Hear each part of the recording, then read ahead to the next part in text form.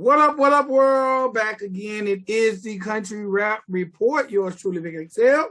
What up? What you do, Spank? And hey, man, before I even get too deep into this, man, I want to say one time from man Coca. Coca sent over a package with some teas and some bracelets and some ink pens. Oh hell yeah! And Oh hell yeah. So Coca sent us merch. Coca sent a nice merch pack. Nice. Anybody else need that address though? It's on the website.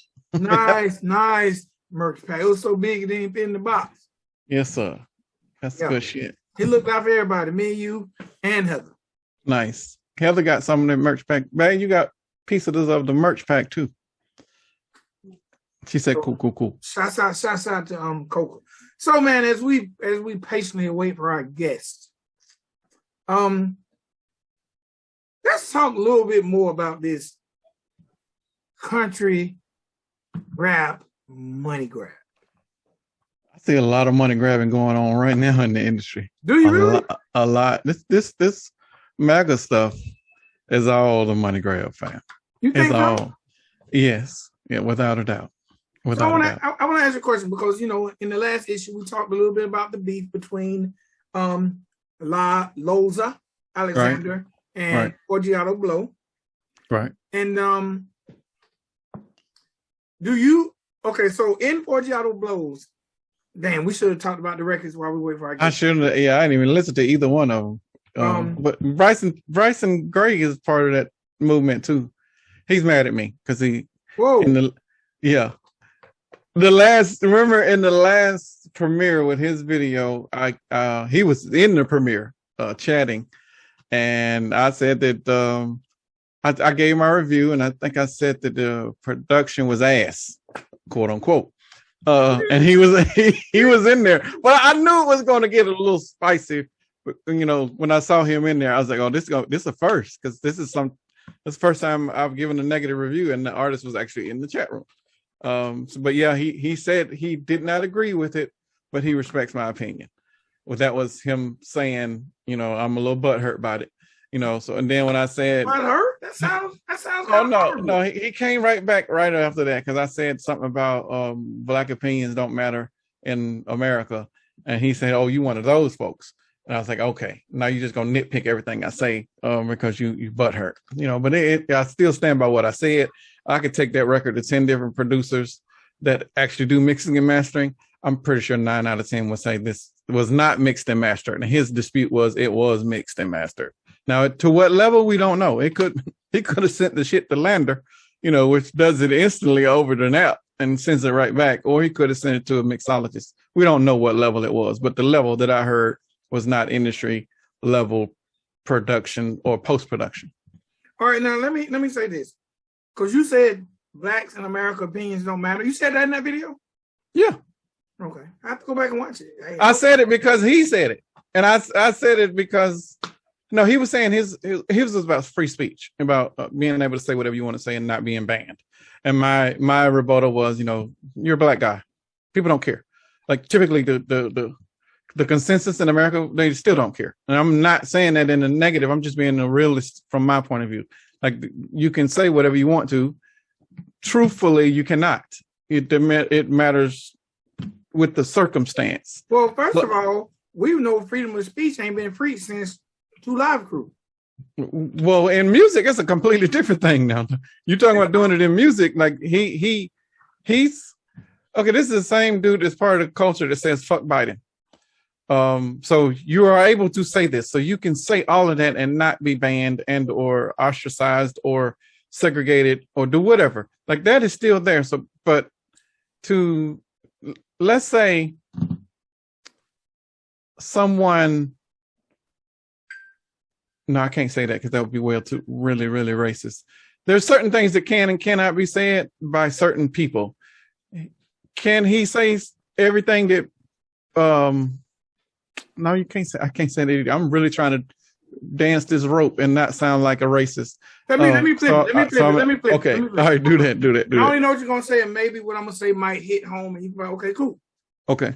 Because right now, I'm kind of on a campaign that I think I'm about ready to ban gangster rap. Ban gangster rap? Gangster rap ain't really been a thing since the 90s. Gangster, I think that we're at a point now, and this is a different subject, but no, we're still on censorship. It's similar. So, but I mean, why banning trap rap? I'm at a point now that when we talk about the African American community, right? I think trap rap, gangster rap, whatever you want to call it, has been the second worst thing to happen to the African American community since slavery. No, I can't give you that one, fam. Well, let's look at it for a second. Okay. Let's look at it. And this is here. I need to know the whys now. Why do you say this? Well, this is on the heels of the Young Dolph death. Okay. The tragic death of Young Dolph. Okay. The tragic death of XXXTentacion. Okay. The tragic death of Mo 3. Okay. The tragic death of King Bone.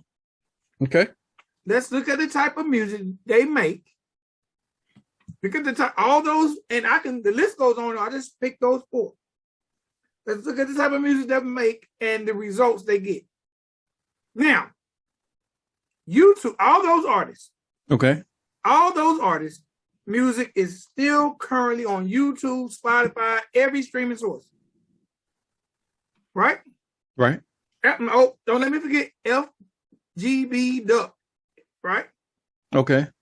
I don't know who that is. He was killed in Chicago. Signed the song. Okay. Signed the song.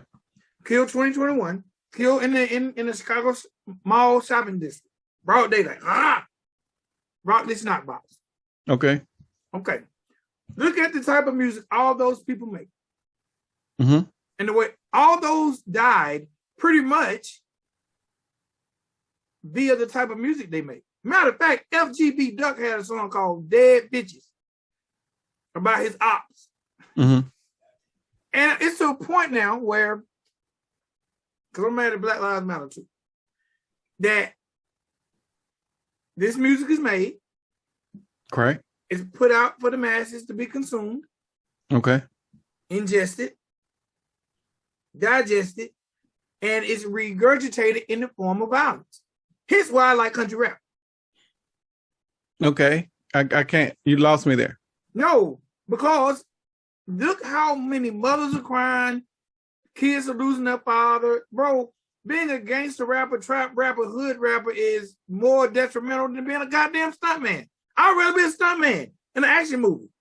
Okay, I'm gonna have to interject. Should I not be recording this? No, you fine. This is rap first. So this is all a part of the culture. I disagree, and the biggest part of the disagreement is it's not about the music; it's about the environment. Hip hop has always been influenced by the environment. So these guys are rapping about whatever they see. So if they rapping about this shit going on in their hoods, this is the shit that they are dealing with already before they got behind the mic and they started putting their environment on music.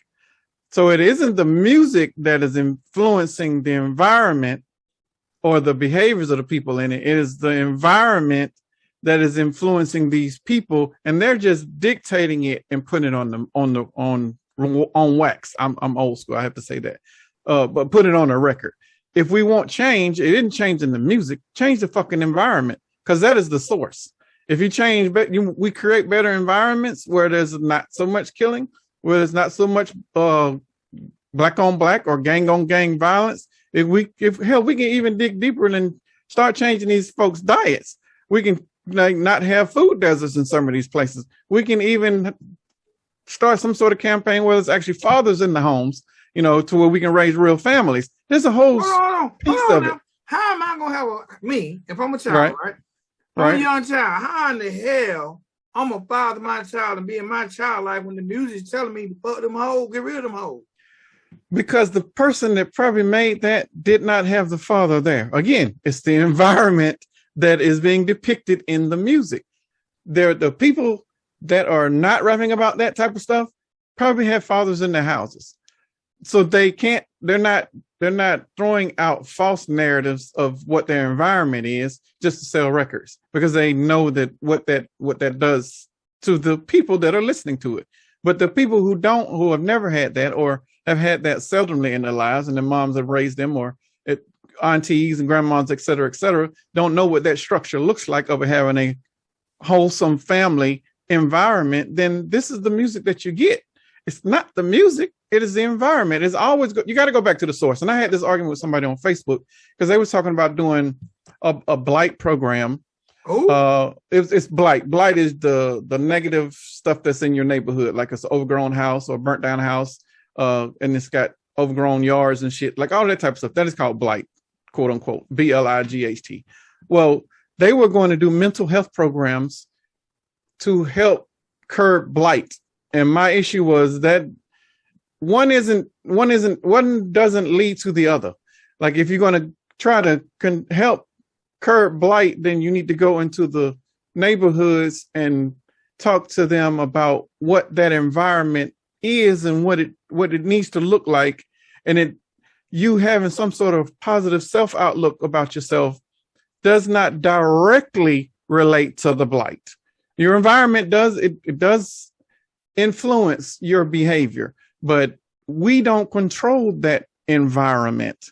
We are in subsidized housing that is owned by the government, and the government don't really give a shit about coming in there, fixing up the bad apartments or going in there and picking up the trash on a day-to-day basis. So if we can't control that environment, then how can we fix our environment? So we're steady cycling on what's that hamster wheel?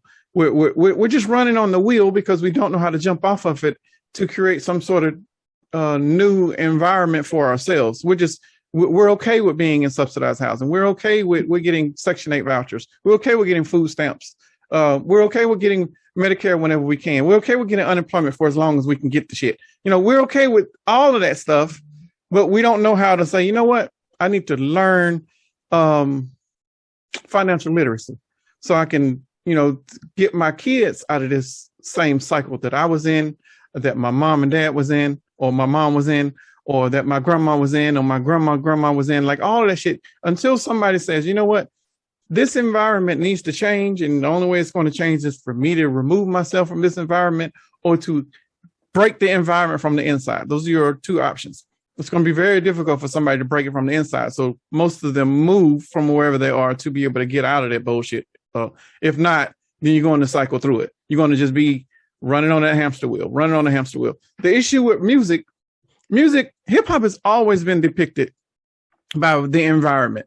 From the hip hop, hibbity hip hop days, from Sugar Hill Gang, they were rapping about being at parties. They was rapping about just going to the clubs or going to the parks and fellowshipping.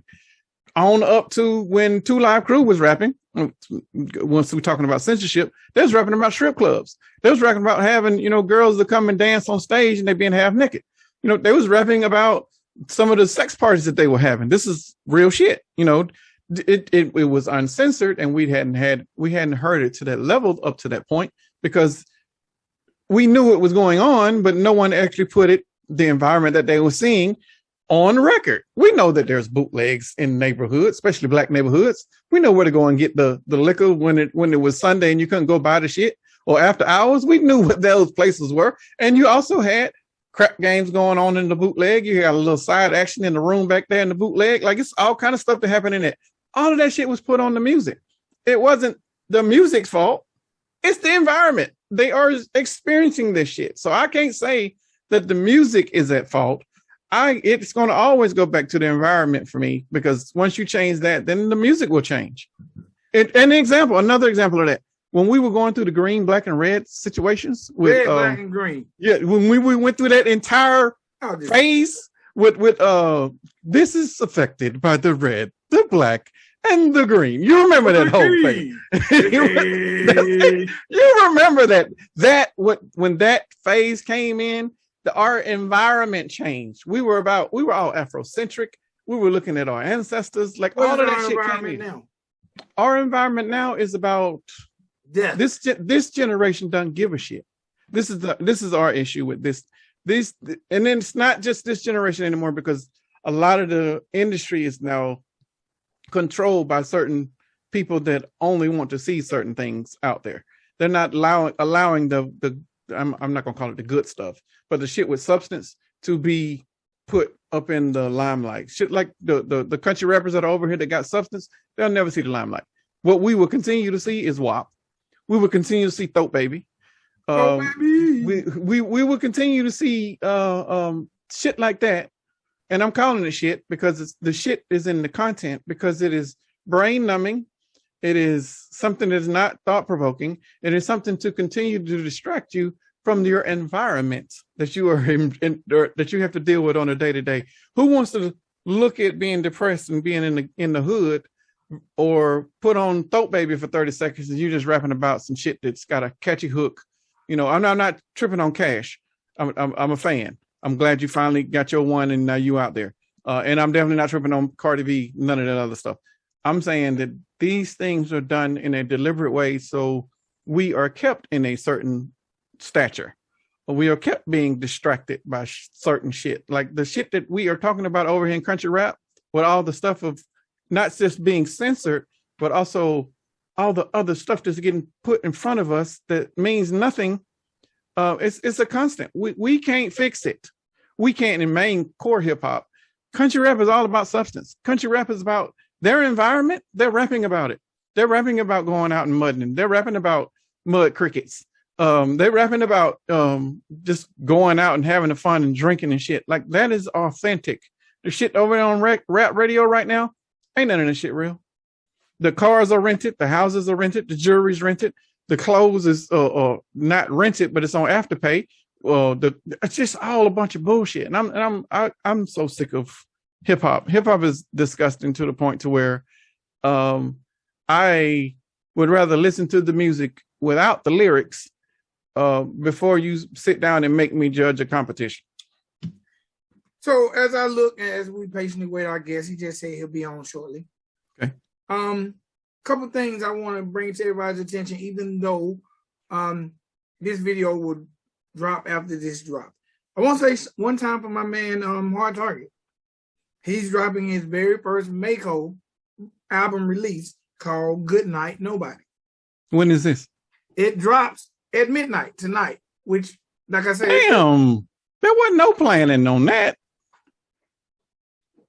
Damn, we ain't get no pre-release. We ain't get no nothing for that. And he also has a brand new video dropping tomorrow. Let me go on iTunes. Blame on You. See if I can find it on here. Yeah, because it's not. I guess Spotify don't do the pre-sales or something. It would be up to his distributor. Oh, well, I don't see it on Spotify, but I'm on his IG and Gator's IG. Brand new album drops midnight on Monday, November the 22nd. All right, which this video it'll be old. So if you haven't got it by now, then go get it. Also, what's the name of it again? Good Night Nobody. Yeah, they know iTunes. I was going to go ahead and pre-order, but damn, Target. What the fuck that about? Like also, they know better than to just drop some shit randomly, like the week of Thanksgiving. We slipping. Why? We slipping. The guest that we're about to bring on, we missed a video on him. Did we? Yes. Mr. Bezz Believe. Bezz Believe. Stop saying bees. I'm asking him right.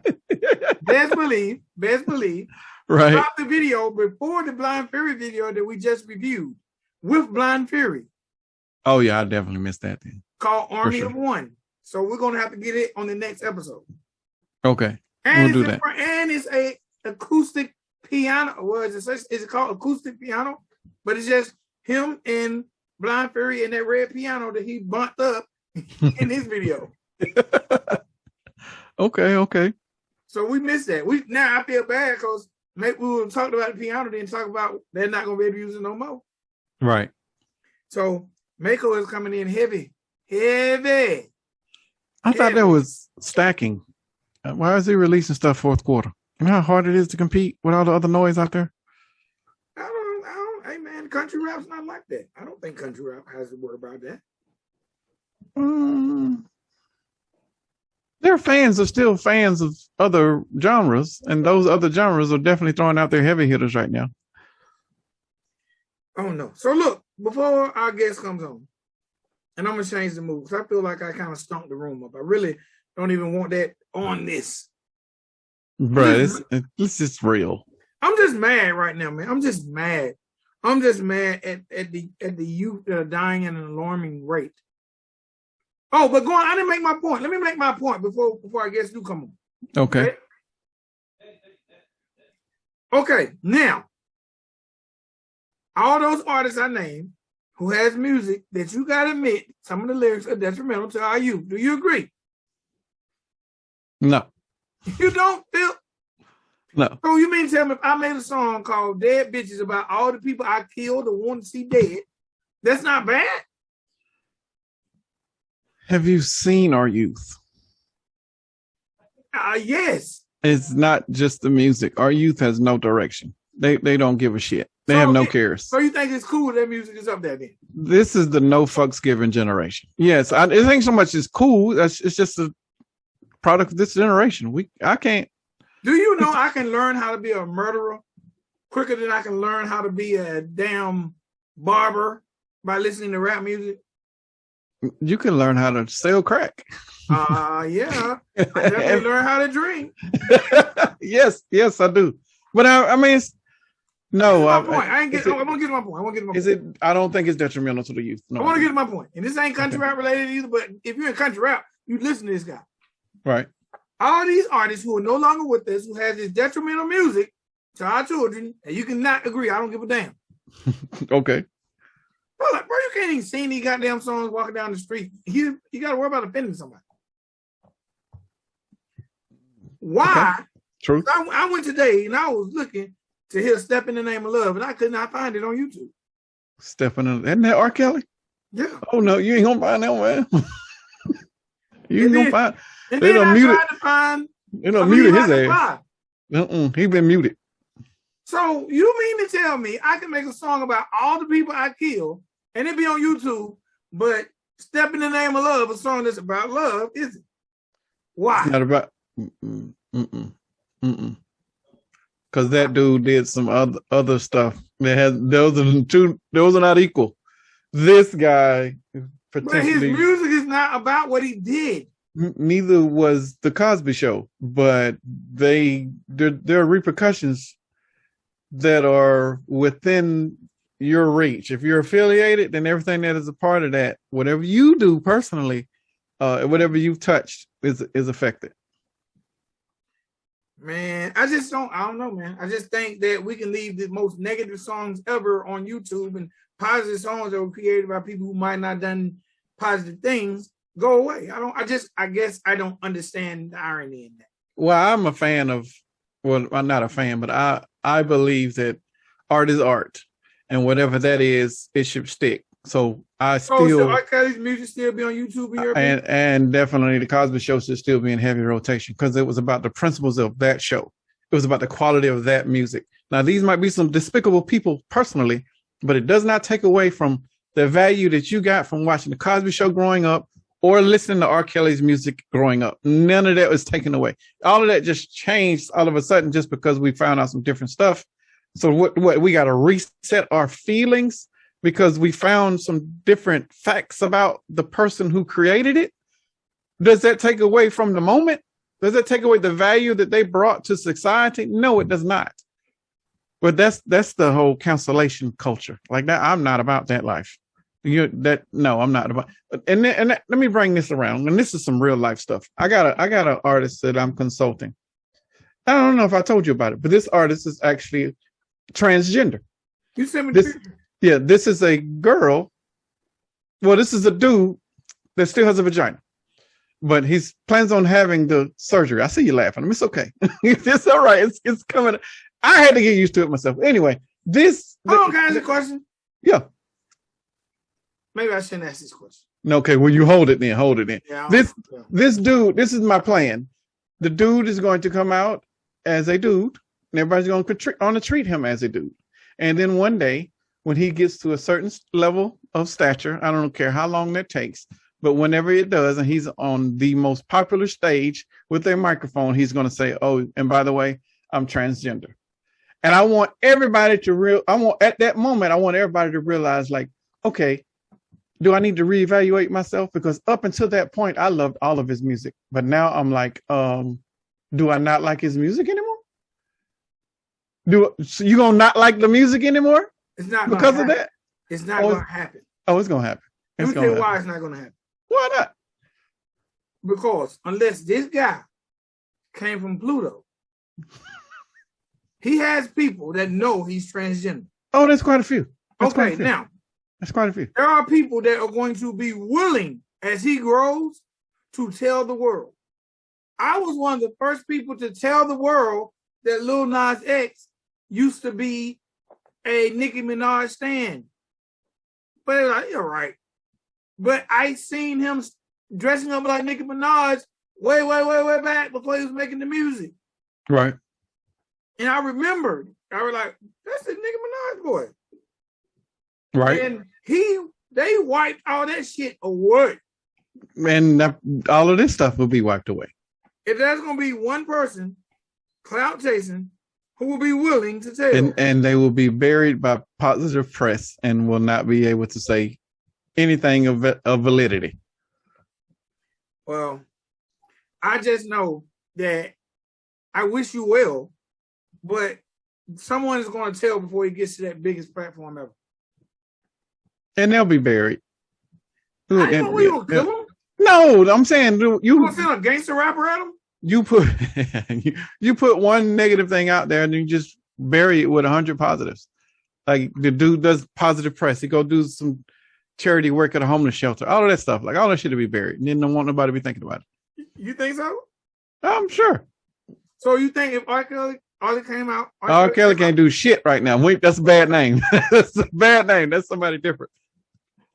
Ain't nothing R. Kelly can do right now to be on the positive side. Lil Tim, could he come out and do some positive? Who is Lil Tim? That's who killed King Von. This is not the same thing, bro. Negative. Killing somebody is different than he got a vagina. That's completely different. That's because the people that you're gonna sell him that he got a vagina to really ain't gonna believe you in order to give a shit. You know, they won't give a shit until it becomes a storyline, and then they can run with it. And then now you can come a guest and be on the show, but they're not going to break the story just for the sake of the LGBTQ community coming in and being like, oh, you shaming now. There are journalists out there like Tasha Cater, or there are journalists that's going to be willing to break the story. You know how many views they'll get? You do not. That is called shaming. How? And you can't. I made a Ridin Durty video saying this guy has a vagina. How am I shaming him? He has a vagina. I'm not lying.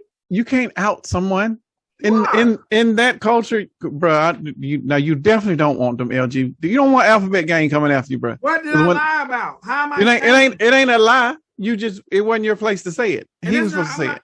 I'm not agreeing. I'm just saying there are people that will do it. And how can the LGBT? No. We both know that there are people in hip hop that have been doing stuff behind closed doors. No one has ever outed them for this specific reason, for the ridicule that they're going to get. No. No, sir. What's it called? Gets outed all the time. Who? Sway Lee. Sway Lee. Yes.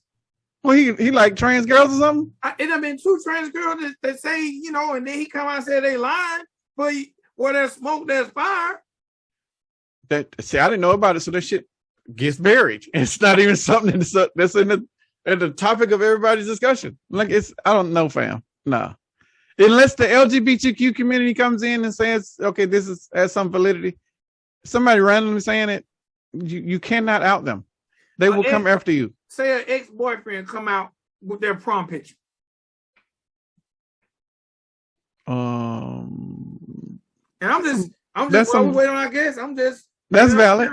That is valid. That's valid. That could be a scenario that could happen. Now, how do you bury that? You bury it the same way with positive press. With other press to distract them from that. They're going to say, why are you not telling us? Why are you doing this? No, they're not. Because he will not reply. He will not answer to any of that stuff. He's just going to ignore it. Period. Until we want to talk about it, we ain't saying shit. So if you can have 50 bloggers saying this guy has a vagina. You're not going to ever do 50 bloggers would not want to do that. I'm telling you, the LGBT community does not play about that shit, bro. They'll come and spam you. They will shut you down. Wrong, though. Wrong to you is not the same as a wrong to them. You're wronging them because it wasn't your place to say anything about them and their sexuality to the public. Okay, and first of all, I don't want nobody watching this thinking I have anything against it. I think it's dope. I think if it works, because I personally think Lil Nas X is going to come out in 5 years and say, here's my wife and kids. I expect that. All right, our guest is about to chime in, and we were just randomly talking about some things that, Heather might feel like she want to edit out, and I'm not mad, so it's okay. All right. Bobby's iPhone. What's going on, my guy? What up, dude? Can you hear us? Yes, sir. Okay. All right, now, first and foremost. You got the bling on. Look at the bling. Yes, sir. Look, the first thing I got to do is probably, first of all, welcome to the Country Rap Report. What are my goddamn manners? Welcome. Yeah. Welcome. Now, I got to apologize. Okay. Because I'm from a small town called Griffin, Georgia. Yeah. And, well, you said it like you've been here. I've heard of it, honestly. That's why. Oh, okay. So He done been to the sock shop. That's what it is. So I have probably been butchering your name. And I have been calling you Bezz Believe. Bezz Believe, yep. And I know good damn well it ain't no 2 E's in there. Yeah. So it's Bezz Believe.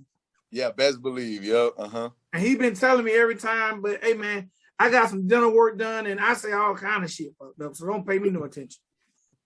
It happens a lot, believe it or not. A lot of people say Bezz Believe. No, it ain't but one damn E. Yeah. So look, man, let's get into it, man. Let's get into it. Because first and foremost, I've been watching the stuff you've been doing online, Yeah. and I've been talking about the fact that you jacked up and swole. And man, I want to just get into your history, your story. I want to. We here for the shits. Yeah. So man, first and foremost, where are you from? I'm from Florida. I've lived throughout like the whole state. I'm based in Orlando right now, but I started off like in South Florida, like Miami, probably like Coral Springs area after that, then Palm Beach County, Fort Myers, and now I'm in Orlando. All right, so you've been enjoying that beautiful sun and those beautiful women in Florida. Yeah, pretty much my whole life, man. God damn it. I'm borderline jealous. So I'm finna test your Florida card real quick, okay? All right. I'm gonna test your Florida hip-hop card. All right. Have you ever heard of DJ Magic Mike? Yeah. Are you sure? Yeah. It's a living legend. Well, a legend. And I ain't talking about the Magic Mike that made the movie about it. Yeah. I ain't talking about that guy. All right, next one.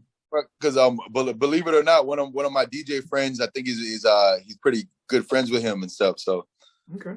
Oh, Magic Mike's still alive? Yeah, man, what? God damn it, bro. I didn't know, bro. I thought he had passed some years ago. No, he's actually DJs on TikTok. Holy shit. I need to follow Magic Mike because I'm a fan. I've always been a fan. Yes. Second question, and then you solid. Have you ever heard of the Splat Pack? It sounds, I've heard the name, but I don't know anything about it. I'm not gonna lie. I'm gonna say the song, then you might have heard it. Scrub the grind. Hey. Oh yeah. Scrub the grind. Yeah. Okay. All right, man. So we're gonna get into it, man. Growing up in Florida, the first thing, man, because anytime I talk to any artist that's doing any kind of music, I always ask who are your influences and what made you even realize you had a talent to pursue this shit. Most definitely. Man, way back then, a lot. I was into believe it or not, I guess when I was really young, it was more New York in up north was running the rap game. So it was like a lot of, believe it or not, a lot of like people just with the bars like Cassidy and Lloyd Banks, Definitely, I like Ludacris a lot, Eminem, and then more. Ain't none of them from Florida. What the hell? Like you Yeah, ain't had no Florida influences? It wasn't until later in life, because I used to be like, when I was way younger, it was like I was like a hip hop purist. I was like, man, these Florida guys, like they just, like it's not as much about the bars, Right? So It's booty shake, yeah. Yeah, I was like, all the Southern artists ain't real. Well, I loved Outkast though, but I know right. South, yeah, it's like no one was really like spitting the bars, so I wasn't really into the Florida artists as much. Not till later, then I started partying. I was like, okay, yeah, people like the down south stuff to turn up to though, Okay. All right, now what out of listening to the East Coast artists, yeah, but being in the South, is that what helped formulate your style? Because when I hear your music, 100%. I hear you're bar heavy. Yeah, 100%. It's like I took that influence from being lyrical, but making it giving it that hype and I guess strong delivery to rap on those down south beats, because like, man, the one thing about the South is we got the beats though, that knock. Mm-hmm. Okay, now this is gonna be, because I'm gonna bounce back and forth, and Spank's gonna jump in. But I gotta ask this, man. This is gonna be the craziest question, but I gotta ask: when did you get jacked up? I would say. Why did you get jacked up? How about that? Right after high school, I got into it, and then throughout like college age, I started getting more into it, and then, man, I just love, to be real. I love to do it. Like I feel a lot better when I exercise and I eat well. It's like if I take off from it, I just feel shitty, honestly. And then it definitely adds to my image, definitely makes me stand out, I think, more as an artist. But I think number one is like just the feeling you get, you get a good workout in the morning, the rest of your day is smooth. I don't know what a good workout in the morning is like. Yeah. A good workout in the morning is some of this whiskey and these curls. I'm sorry, that's my good morning workout. Look, bro, I ain't gonna lie. I'm thinking this is a rapper. He tatted up. He swole. He done got jacked in prison. Nah, yeah, probably a lot of people think that. Nah, not even, yeah. Right, man. I'm always fucking up saying, it ain't wrong. I'm here. I'm thinking that you doing it like the quarter push-ups on the sink and all the curls on the bunk bed. But I'm glad to find out that none of that is part of your story. Nah. Now, being of the Caucasian persuasion. Yeah. That's what we calling it. Huh? That's what you gonna call it that? That's what we doing? We gonna just slide right in there with the Caucasian. No, I want to ask, like, because this man 12 years ago dropped a video of him rapping over Bombs of a Bad Day. 12 years ago, you did not have a lot of Caucasian guys wanting to get in the game. They probably wanted to, but they were scared. So I want to know, shit, I'm gonna keep it real. I want to know 12 years ago, what made you say, man, turn that goddamn camera on and let me spit? Yeah, it was just in me. It was just like I always wanted to do it. I always felt like that was my calling. Like even when I was like really like 6 years old, I just knew it was something that I wanted to get into and do. What was it like? What was it like from 12 years ago up to now, building that fan base? Oh, it's so much easier nowadays, for sure. Like back then, it's like, exactly, there was barely any white rappers in the game, especially in the South, where the only place to promote, you had to do physical promo, first of all. So pass out CDs. I always had to go to the hood to do all my promo.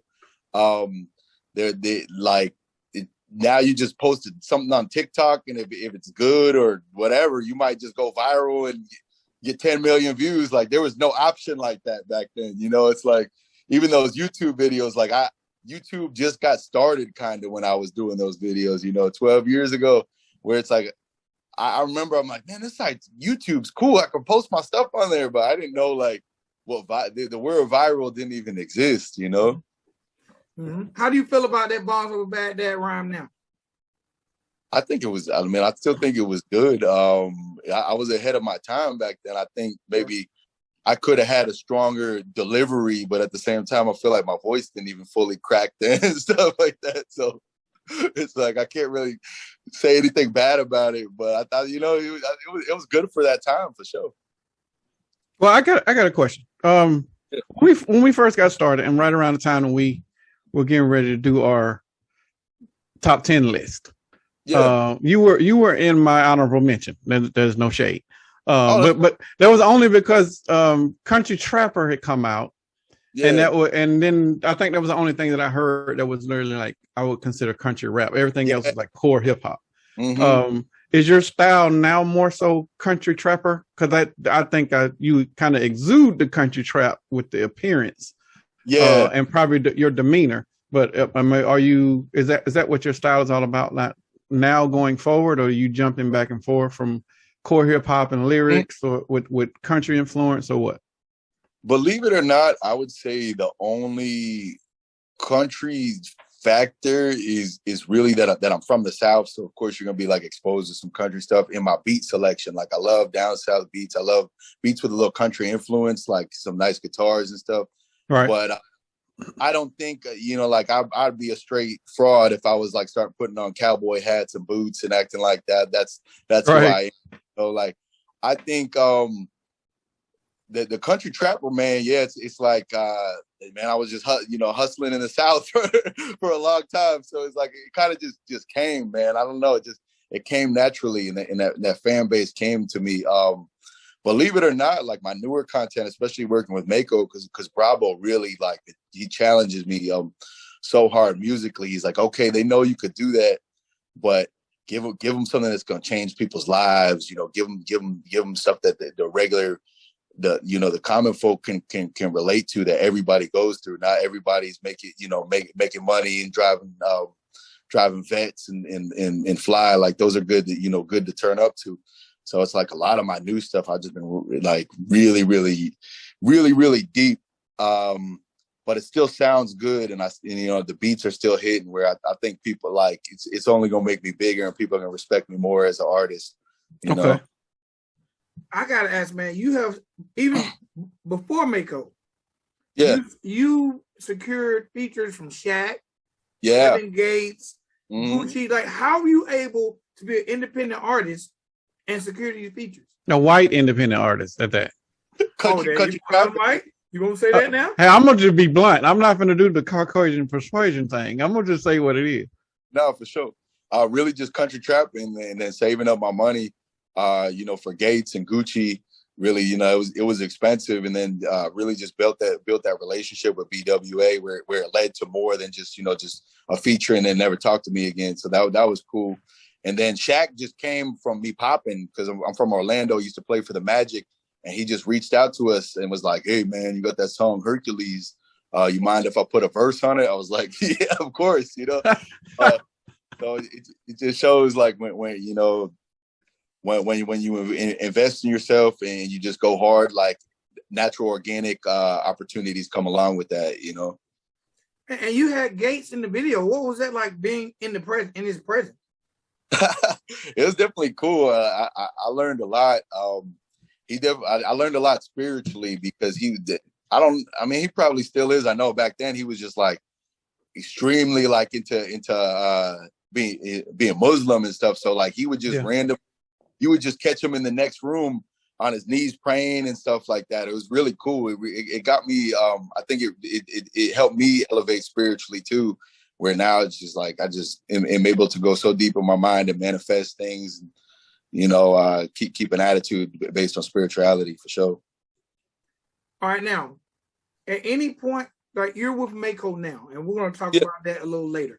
But at any point in time in this over 10-year career of yours, that you've had labels approach you about signing? Have you signed to other labels? Like, what's been going on as an artist for you? I've had situations come my way, but it just didn't feel right. Like you could just feel the chemistry wasn't there. And I think that's the most important part. Like sometimes, because someone could throw you a bag, but then if you're not gonna get the push and you don't like. It don't feel natural working around them and stuff like that. you're better off in the long run, keeping it independent, because like you're not signing, like just this. It ain't a one day deal. Like you sign it to people you hope to become great friends and business partners with along, in the process. It was probably better that he didn't sign though, because they historically, until recently, they haven't treated white rappers the right way. Like they're still trying to market them to black audiences instead of jumping on the audience that they're built for, which is the people that look like them. So which is why it would be easier to do music now as a white rapper in 2021 and going forward than it would be for anybody else, because there's white people that want to hear music from people that look like them. So now all you got to do is make it. Mm-hmm. Right. Now, speaking of that, so how do you feel being a guy who's been doing it for years in Florida? In Florida, that is not easy. In Florida, thank you. You recognize that? Yep. Being a student of the game, how do you feel in 2021 with the basically being lumped into the category as a country rap artist? Like how, because a lot of artists that we're coming across as the genre is growing, they be like, I ain't no country rap artist. Yeah. How do you feel? Because there's a fan base that's saying, come on. Yeah. Yeah. It's like the fans chose it. And I think about 2 years ago, that's how I was. I was like, man, I'm a country rap. Like I don't know. I'm not really sure with that. But now I kind of I see it's like shit, the fans are just so good. They really embraced me. A lot of the artists in the game, as far as the country rap genre, are just so cool and easy to work with. Agreed. It's like I enjoy it, These fans over here are rabid as fuck. They are starving for music. All you got to do is put out some quality product and throw out a merch line and be consistent with your promotions, and you'll win. That's all you got to do. Exactly. It's you nailed it. It's the support is so good over there. It's like you really just got to do your thing. It's not as political, or if you got bodies or you're facing a charge. Right. Like you're beefing with people for clout. Like it's exactly. You're good, but you put out stuff, they're gonna find you and support you. Yeah. I know that's got to be refreshing that you don't have to do all that bullshit that you had to do back then. That now you just be you and make your music. It's got to be refreshing. Oh, it's so refreshing. Yeah. First of all, you see that man arms? Ain't nobody finna beef with him. Who finna beef with him?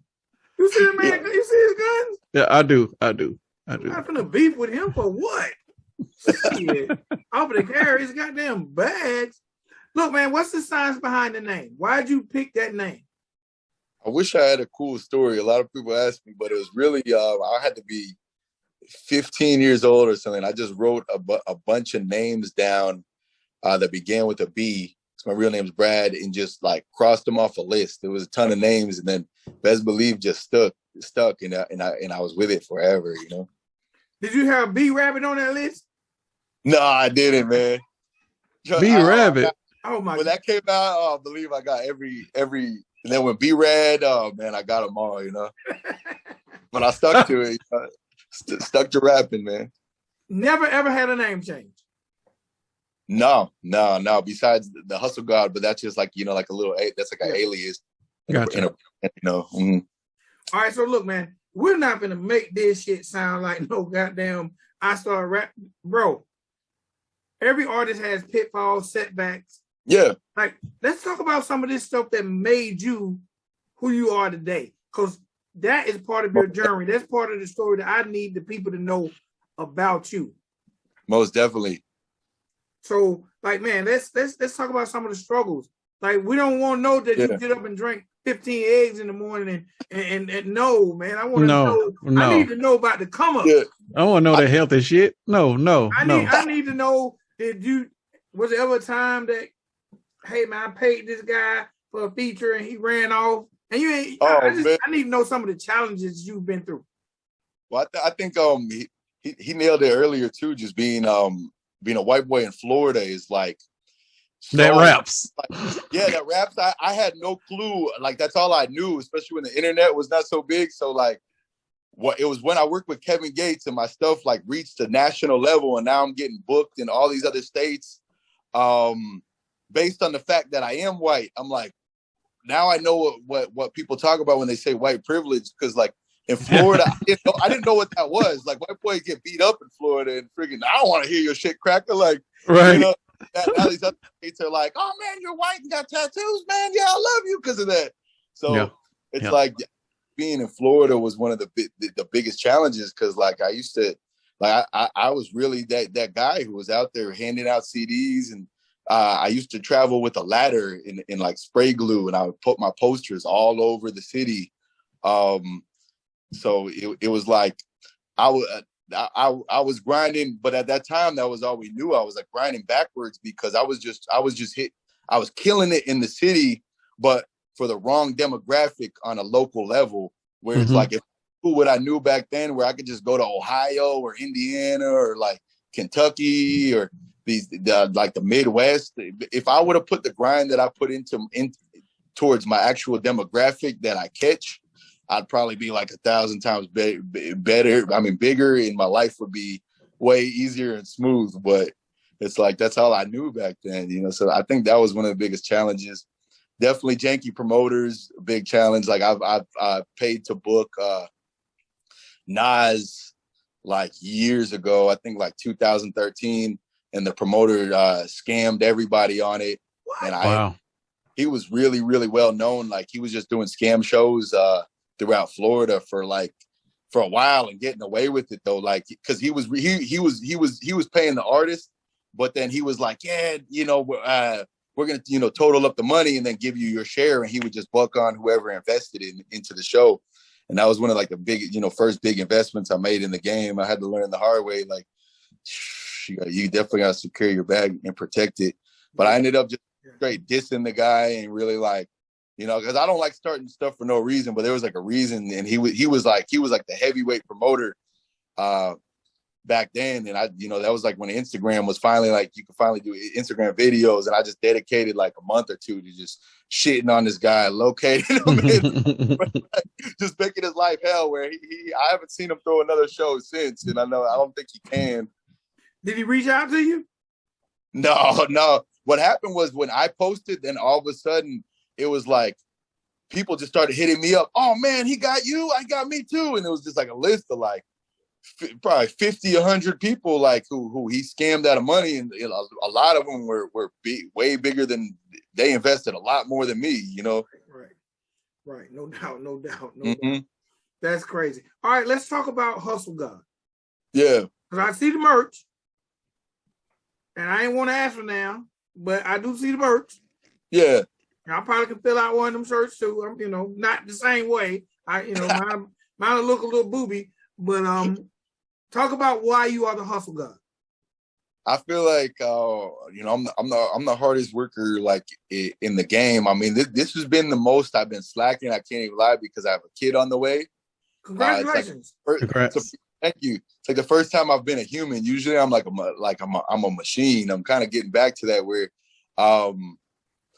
man, I'm just at it. That's kind of why I never signed, because I was like, man, I'm just doing all this myself, and I might not have all the clout in the big numbers like these labels are getting, but I was getting the bag off my stuff. I was selling so much merch, you know, tickets, doing it all independently.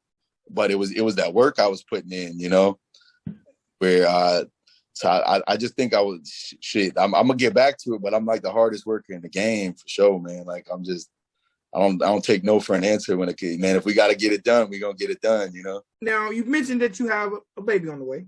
Yeah. And again, congratulations. Is this your firstborn? Yeah. Okay. Oh, really? Oh, wow. Congratulations. Oh, wow. Now, this is something I noticed definitely in the country rap genre. Yeah. Or artists who embrace the country rap genre. Mm-hmm. You guys are not afraid to talk about having kids and show your lady. Yeah.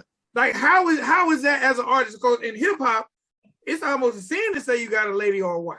Yeah, right. I know. So how is that for you? I like it. I like it better, and that's one of the reasons that I gravitate and I enjoy the country rap genre, because it is about family values, and a lot of the biggest dudes are like, they're in relationships and they're good to their kids, and they're not trying to be scumbags and degrade women and be like that. Like, I like that it's about family values and positivity.